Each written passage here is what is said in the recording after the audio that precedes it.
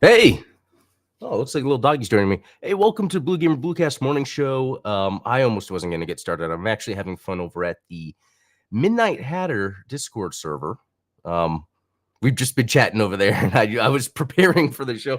Um, yeah, you put a Blade gif somewhere, and then I'm like, oh, Blade is bad. And then I start, and then it reminded me because I wanted to share about this movie called The Twins Effect that came out in 2003. Hey, Chris, hey, Ultron, it's good to see you guys. Morning Daywalker, nice. No, but there's this. It came out in 2000. Do I have it up here? Anyway, check it out. Twins Effect. It's kung fu vampires. There's these two main characters that are girls, so sometimes it seems like there's this plot that's more of like this girl thing, like it has nothing to do with vampires. I think they're just having that in there to make everyone enjoy it, because then on the flip side, it's like badass fighting vampires. They have these swords that are pretty much lightsabers, but instead of a beam of light, it's like uh, pieces of metal that come out all the way, and then it can be used as a whip or something. And it's like I would say it's one of the most like underappreciated, underwatched shows ever. But I think the problem is that it goes a long time where there's just this plot about these girls that are friends living their life, and it's like, why is this here? But anyway, this is a video game podcast. That's right. Every morning, Monday through Friday, I, Adam Blue, 30+ year video game veteran, will just talk video game news, what I've been getting into, kind of decipher what's going on, and even try to bring good to this world. Okay. I know that sounds odd, but on the internet, there's a lot of crap that happens, and I want to bring something up. Sometimes on this pod, I have sometimes, hey, Forbes or these Forbes contributors, not that they're all bad, but a Forbes contributor. When was this? Like 10 years ago, more than 10 years ago, long time ago. I worked for a company, and the CEO was a Forbes contributor, and it was like a big deal. I thought, no, like it seemed like that. And then once I really realized, I'm not downplaying people that are Forbes contributors. What I'm saying, sometimes people get in those positions and they feel like they have this heightened sense of moral authority, and it's very interesting, actually, what's been going on. You know what? I think I lost. Let me see. Is it back here? Give me a second. No, I lost it. Basically, what happened was, lately we've been seeing a lot of I'm trying to be diplomatic, guys. Paul Tassi, Forbes contributor, he will from time to time have some good stuff to say, but he is a type to cancel. So if you want to what am I trying to say? Be careful who you follow or work with. There was a big, cancellation campaign that happened recently, and now it's been. So what's happening is the person that was being canceled actually was able to sort of fight back, and now it's affecting the people that have been bullying him, and now that it's casting a wider net where now it's now exposing a lot more people. It's very rich. I think this is good. It's kind of like a cleanse. I think the internet's needed, especially in video game journalism. This is the reason I do this morning show. But let's start with, I actually want to get to this. I know I'm sharing my screen right now. We're going to talk about that later. What I'm going to talk about first is what I've been playing. And really not too much. I was just playing some more Astrobot. Yeah, some more Astrobot. I could see myself beating it by this weekend. Part of me wants to take a break. And I did that with what was it, with Dragon's Dogma 2, and I really enjoyed that. I was near the end of Dragon's Dogma 2. I took a week off, went back, enjoyed beating it. And part of me wants to be like, you know what, this weekend I'm going to stop playing Astrobot and just go to Space Marine 2, because I'm like getting that itch to get back into that. Real quick from Chris here. Forbes does tend to be anti-Japanese, like going after Sony and Nintendo. Yeah, sometimes it's like these things the comments they'll make that I don't think really serve the reader in terms of filling them in with the information, allowing them to, figure it out on their own. JMKLX, good to see you. And happy that it's Friday, guys. I mean, I've been needing this Friday. I had like a Monday the past 4 days. Um, okay, so when it comes to like, what I played yesterday is really not too much. There's just a little bit of Astrobot. I mean, I even think when it comes to video game stuff in general yesterday, I think I was really more busy with work. Um, so yeah, then let's jump into, because I'm going in blind here, guys. I'm going to share my screen.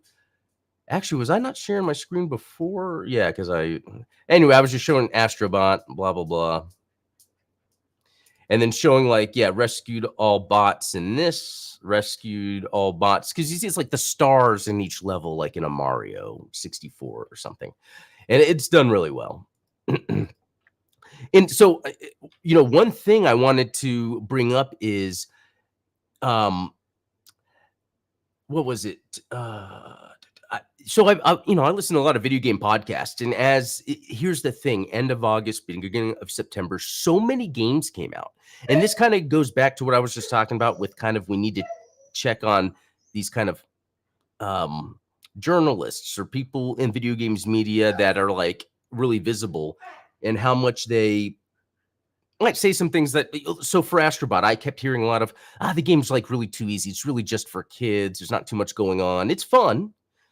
And I'm like, well, that statement is actually not true. The beginning of it, the very beginning, is very easy. It is made for kids. I think it's to try to ease you into the game. And all that told me when I heard that is, they actually haven't really played much into the game. So they really don't know. But of course they can't play much into the game. If their job is to cover games, they're covering too many games that so it's very interesting because I feel like what you'll see, I think that's more authentic is if it looks like people are only covering some of the main games in terms of giving their definitive, like, this is what I think about this game. And it's like, me, I can't really do that yet. Like Space Marine 2, I'm still up in the air. I'm enjoying my time with it, but I haven't even gotten too far into the campaign, done much multiplayer. Astrobot, I played enough. Yeah, that is badass. Star Wars Outlaws, I've played enough. It says 4 minutes. That I can't wait to get back into that. But yeah, it's you know what? Wukong is a good example of that too, where people would kind of explain, they would make complaints as if they thought they were playing a Souls-like. But then as you get further into the game, you realize, this game is completely structurally different. And so it's, again, I think a lot of times what we're seeing, because there's so many games, so many people trying to get their content out there first, they play a game, first reaction they have, they're like, okay, this is the game. And then they talk about it. And, it's interesting. Let's move on. Gaming leaks and rumors. So that was very interesting yesterday about the Switch 2 stuff, right? So, what was also very interesting, there's this Chinese YouTuber, and I need to find. So here's another thing too I'm trying to do is follow more Chinese YouTubers, especially because in the past, I don't know, 10, 15 years, it's kind of in the media to kind of demonize China. And a lot of times it's that we've talked about it before. It's that sitting in traffic approach, where I'm not interacting with other people from China, so I don't know what it's really like, what they're just people like us. And just like the US government, of course, maybe their government's doing things that people don't agree with. But of course, here in the United States, we're going to hear the pro US side. Anyway, what I'm trying to say is I've been following or listening to some Chinese gaming YouTubers, and it's a really cool perspective.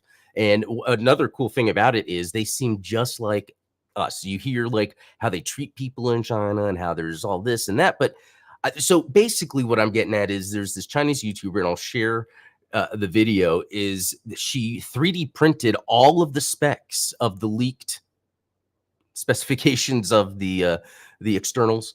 And she built one, and it looked fantastic. It's about the same size as the Steam Deck, but it looks like it without it being as bulky. It's going to be cheaper.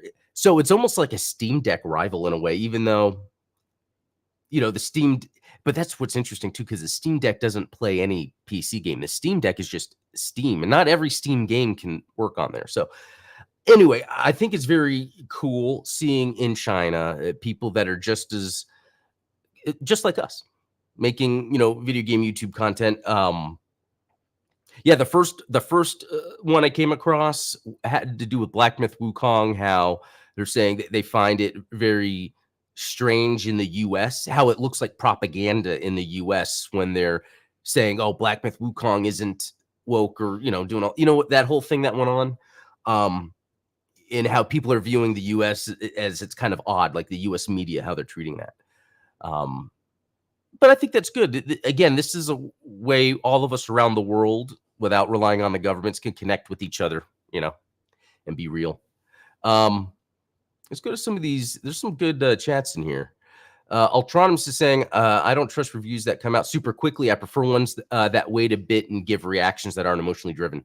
Yeah, and what I tend to do is I don't do a lot of reviews, but what I'll do, like in my title, is be like impressions. And but I will say there's some times where I can play a game, and even if I got 2 hours enjoyment out of it so far, sometimes I might be like, "Well, that 2 hours was fun enough. Yeah, it's worth it." But the other way around, it's hard because, like, is it worth spending your time with something that you doesn't click until a while, I don't it's hard. Let's see. Midnight Hatter, like that Denzel Washington clip where he talks about the press pressure to be first, not necessarily right. Yeah, that's a good one too. Yeah. So anyway, and so, like, when I was bringing up that thing earlier about the Forbes contributor, there's this pushback about, like, I'm hoping this is another example of that, where the internet is kind of coming together and weeding out kind of that sort of thing. Yeah, we'll see. And then Chris, sadly, some people are grifting on Space Marine 2 and Lollipop Chainsaw, people that are randomly defending them, yet bashes them at the same time. Yeah, and it is funny when you do come across this stuff, because there'll be arguments that don't make sense. It's like, oh, they never played it. But even if the other side is then arguing back, their defense is like, well, they haven't played it either. So it's like these people are just having their own little battles. Um, Speaking of Lollipop Chainsaw, I played the original. I really want to play this remake, but I've heard there's some issues with it. It is 40. That's a little high up there. I do want to play it. It's interesting because Shadow of the Damned is getting remastered from the original creators itself, and it's 25. So isn't that pretty interesting? Okay, let's see. Chris, speaking of discourse, I wonder what would happen if AC Shadows is the biggest or one of the biggest games for this year. Because Assassin's Creed usually is, and I actually hope it is. I'm excited about this. We got the samurai, who I think looks badass, and then we have a ninja, and it's a woman, but I mean, I like that we have these two different characters, because earlier this year I realized how much I like a game that allows you to just swap between characters immediately. And I don't know if it works exactly like that, but like and that reminded me of something else I want to tell you guys. But the Castlevania Portrait of Ruin, Jonathan, Charlotte, Jonathan, you know what I mean.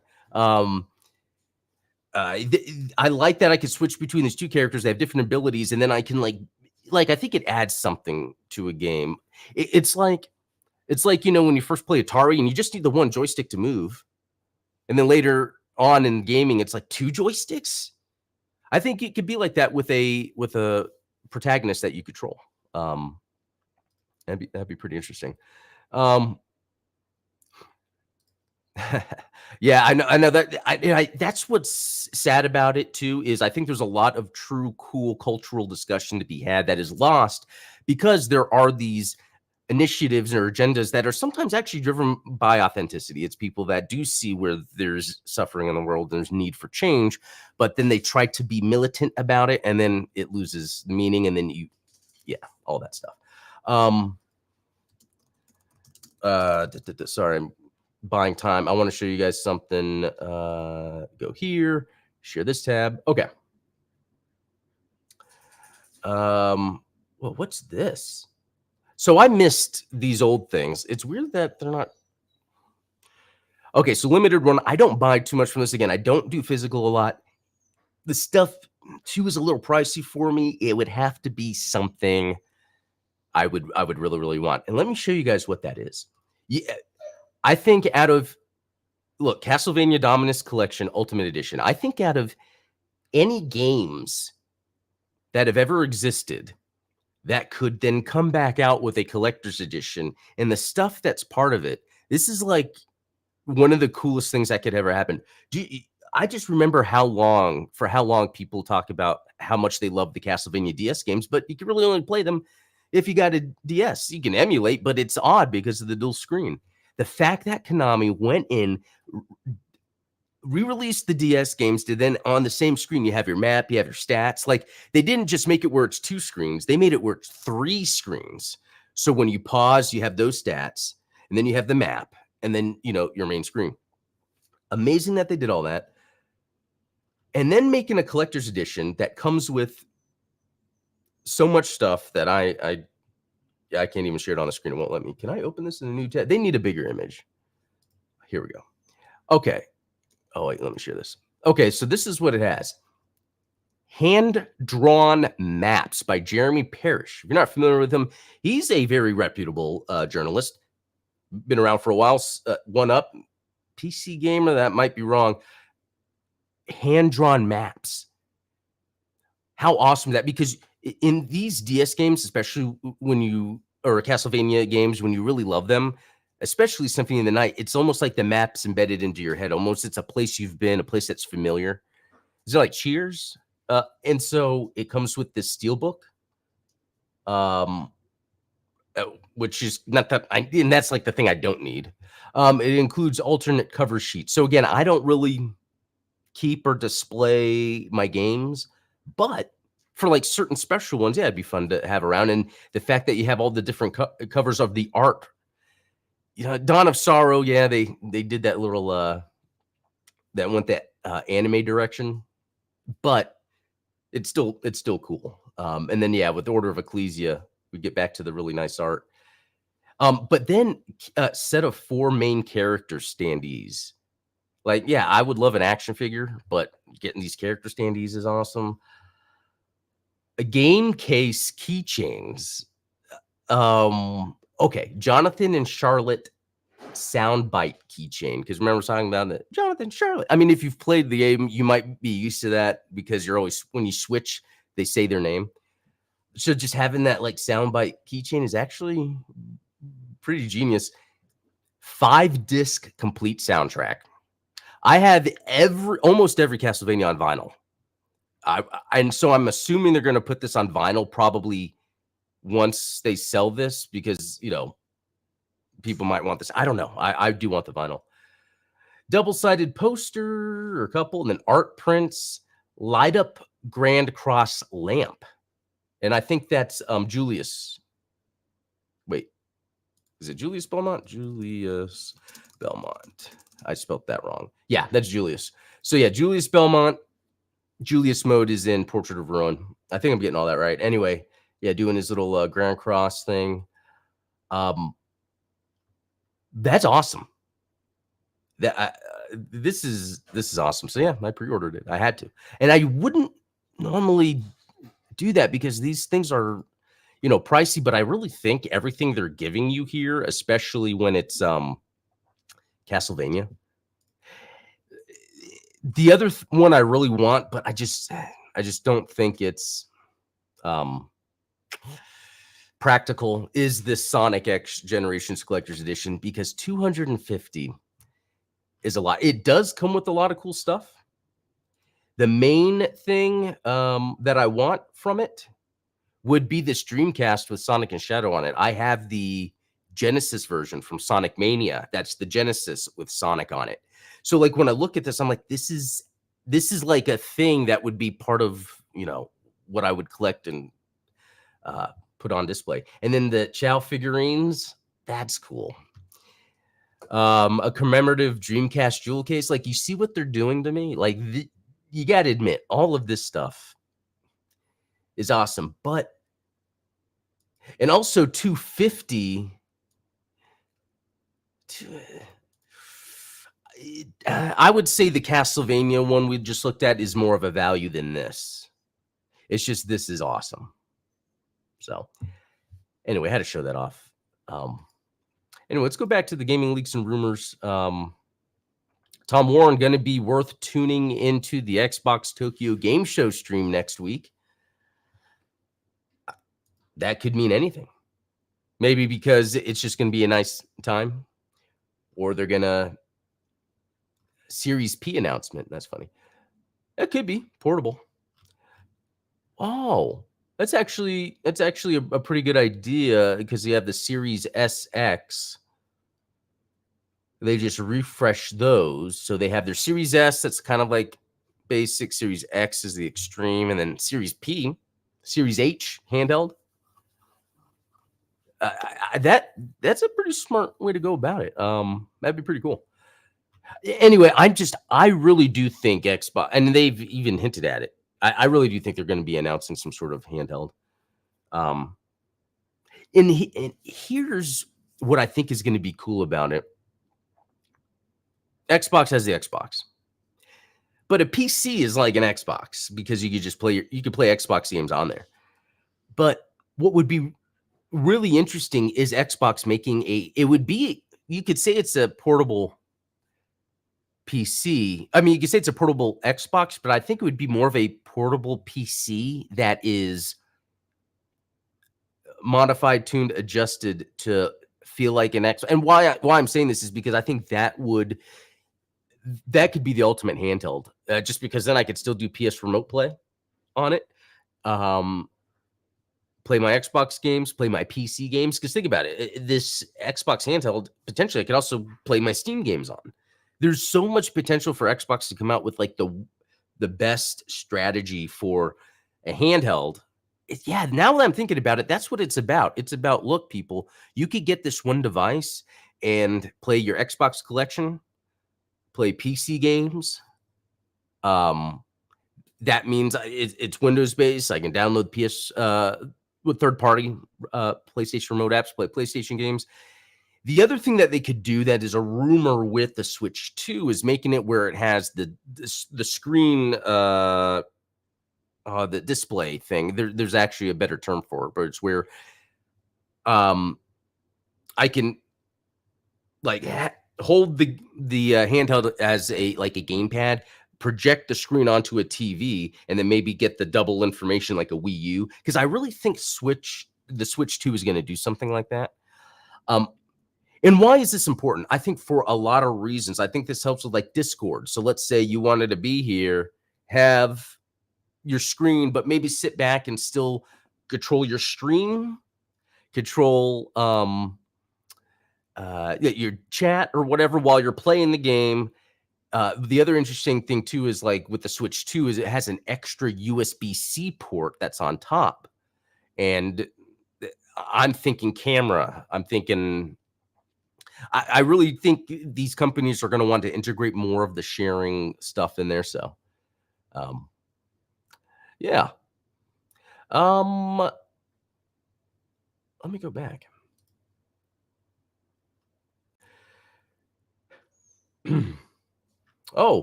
Let's see.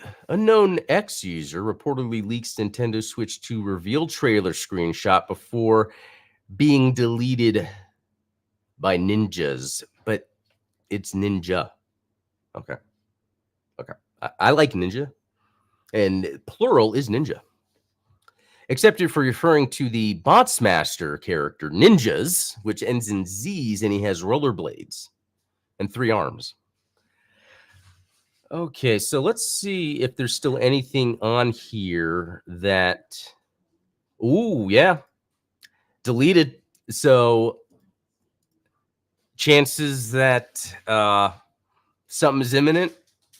That is really cool. To be honest, not excited about the PS5. Oh, that reminded me of the other thing I wanted to talk about. But PS5 30th. So what I wanted to say is,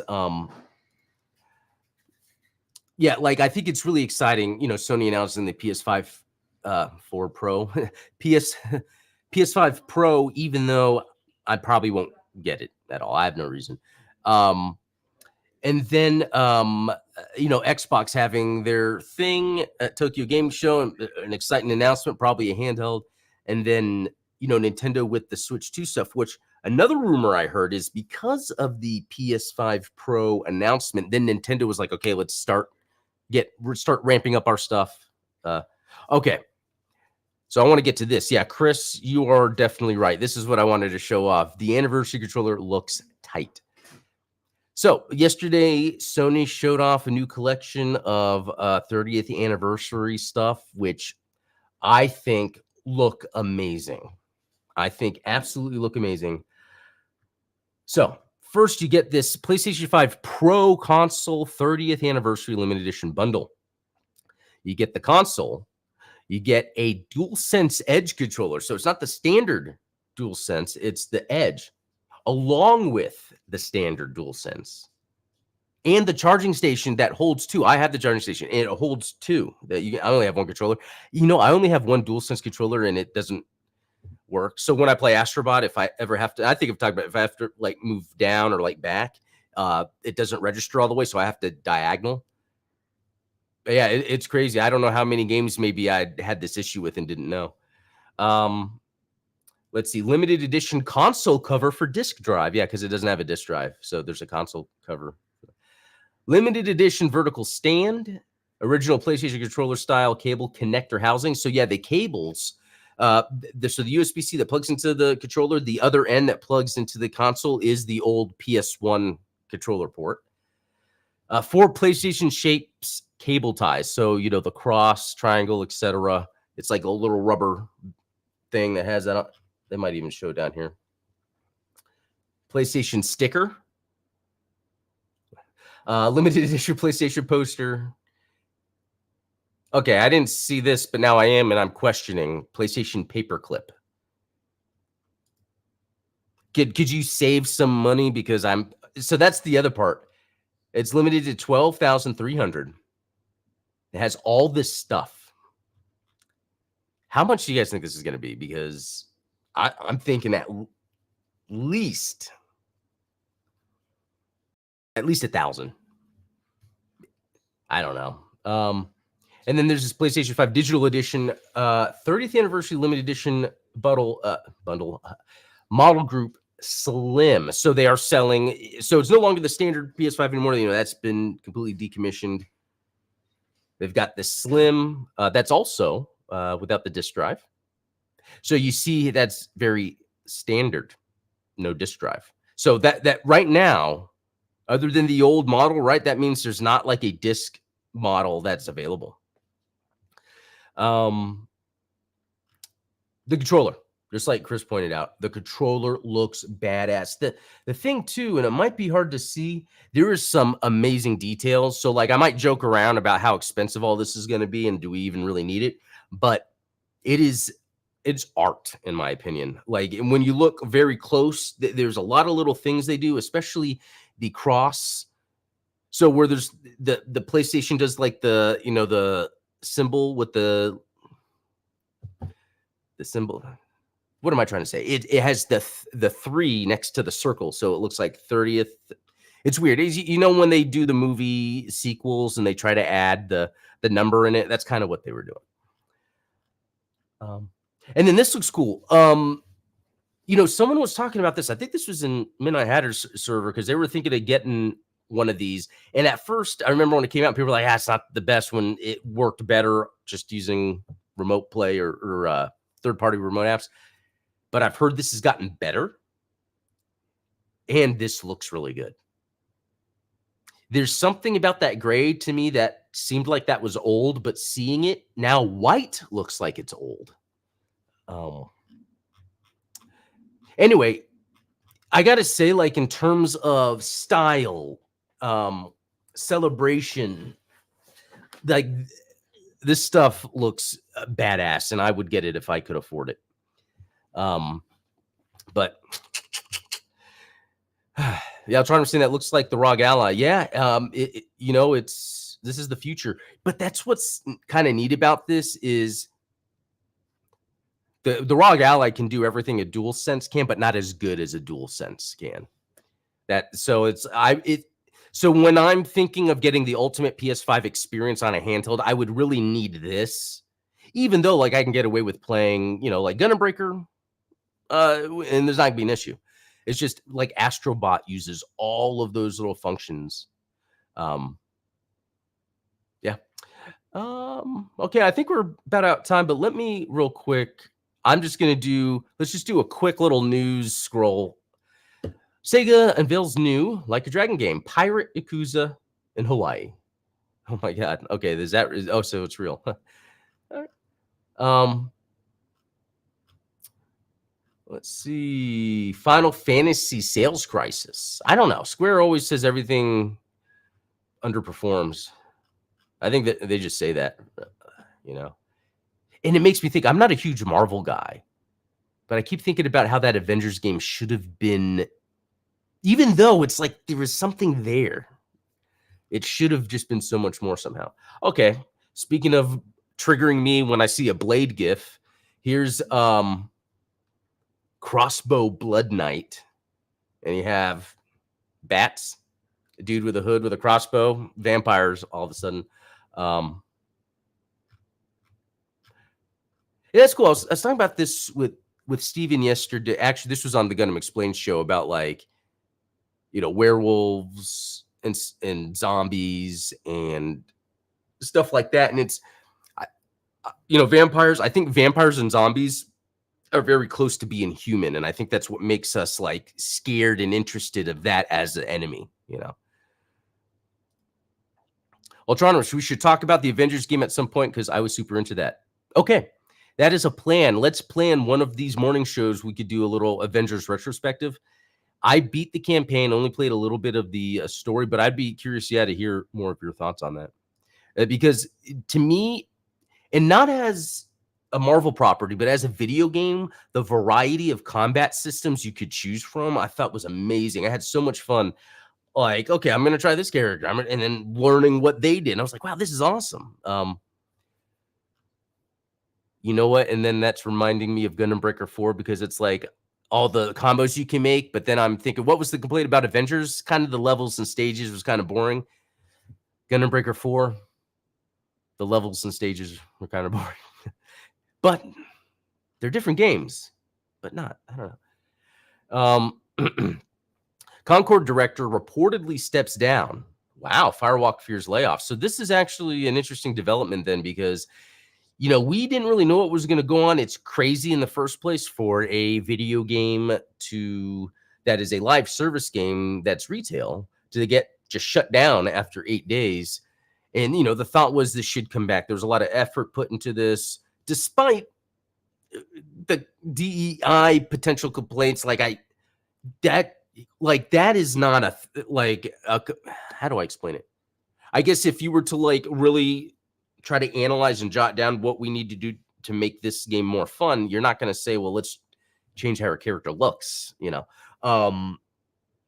but from what we've heard, this game is really fun. It has a good system to it. So it's just maybe there's more they could do for it.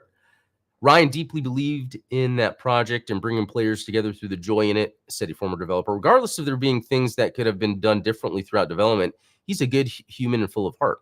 Sources also claim that Firewalk staff are uncertain of the studio's future. Some reportedly believe that it could become a co-development studio on other Sony projects, while many have allegedly shared concerns of layoffs and possible shutdown of the studio, which is very possible. Xbox has already laid off some. Sony did when we didn't expect.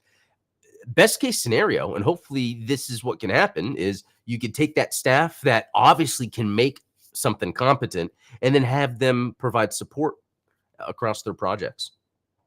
Although I don't know the numbers behind that. I'm just saying best case scenario. It's crazy because I'm that type of person where art is art. People spent time making this, creating these little things.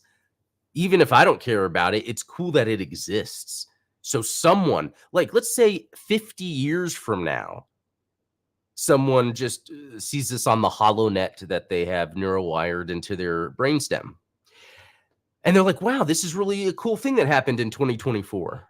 When people judged each other. No, I think there's always room for stuff like this, Chris, the irony on Concord that nobody really cares about the First Descendant as well. Oh, what's that about? Let me know what you. I'm not too sure what you're saying, but I'm familiar with First Descendant. I don't know if there was anything around that as well. Hey, now the Horn Dogs are still with First Descendant. Oh, is it something like that? the idea that First Descendant maybe plays similar to a degree, but they didn't really try to cater to any audience with the designs. And here's something that's interesting. David Jaffe had a video where he was checking out the new Dragon's Age game, and there's actually a slider option for making it look like you had post surgery, like someone had their boobs removed. And that's like it's like an option when you're creating a character. It's like on one hand, that's a cool option. I guess that's it. I mean, that's a cool option for it to be there. But what was interesting was there's people complaining about it, and yeah, I guess everyone can complain. But I wonder if this sounds wrong. Like it had its own like on off toggle. Okay, so it's like you create a character, and it was a prominent thing that said on off post surgery scars. And it's like I know a lot of games already feature where you can add scars. So I feel like you might as well just add that in as part of the game. Like Dragon's Dogma, I think you could choose what scars you have and then make it where it looks like that. Although I don't want to take away from that being a prominent thing. And then someone's like, oh, look at that. Because David Jaffe has a transgender son. And then when he saw that, that made him happy. And then he said he went on NeoGAF and people were like talking down. And then it made him sad. And then so at that moment, I'm taking it from this angle. I have no stake in post-op surgery scars in a game. I don't. I'm going to look past it. It has no bearing on me. But seeing him sad as a father, as a son, and I'm a father, like that kind of made me connect, because it's like, yeah, it's not like it's really doing any bad, but it's a weird time. It's a weird time. Well, First Descendant is, yeah. Oh, leaning into the waifus. Oh, is that kind of the difference, I guess we're saying? Yeah. Yeah. So yeah, that's yeah, and that's an interesting thing that Jaffe said too, because Jaffe said the problem with Concord is that it does remove the male gaze because there's always, so that's why I agree a lot with what Jaffe says, because he says, a game like Concord, the problem is they went too far in that direction. If you want to provide, I guess, unique visual experiences for specific groups, there are people that still love to see very attractive, gorgeous, good-looking women. I do too. So in a game, if I have a choice sometimes to look at a good-looking girl character, I'll do that. Especially at my age, I don't, I'm married with my wife, love her. I think by now, in my 20s, I had that chase fire, and I think that's like gone for now. But I still enjoy that as a man. It probably adds years to my life. Isn't that what they say? Oh, this is funny. Why is it getting rid of the male gaze? Okay, so it could have been that either you're joking or maybe I meant gaze as Gaze.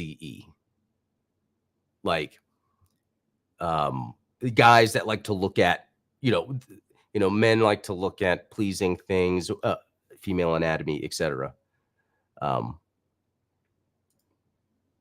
Ladies scantily clad across the board, guys. Here's all the full body armor and no exposed skin. Yeah, that's true. But then a lot of times in a lot of these games, you can yeah. Then that is interesting. How usually by default, I mean, that is kind of an interesting thing because I could see if you were a girl and wanted to be a girl in the game, but you wanted to have like practical armor because you're like, I'm RPGing that I'm going into battle. I want to have the badass armor that the dude has. So it's like, I get stuff like that too. It's but anyway, yeah, I should get back. I really got to get to work, but this has been fun. Nothing like super crazy or interesting happening. Other than like waiting for the Switch 2 stuff, PS5, or no, I guess more of that Xbox event that's coming, more stuff happening. And really, I'm just rambling. I'm just sitting here talking. So I should just hit the end stream. So everyone, thanks for joining. It's Friday. We've got the weekend. I'll be back Monday. Until then, have a good one. Peace out.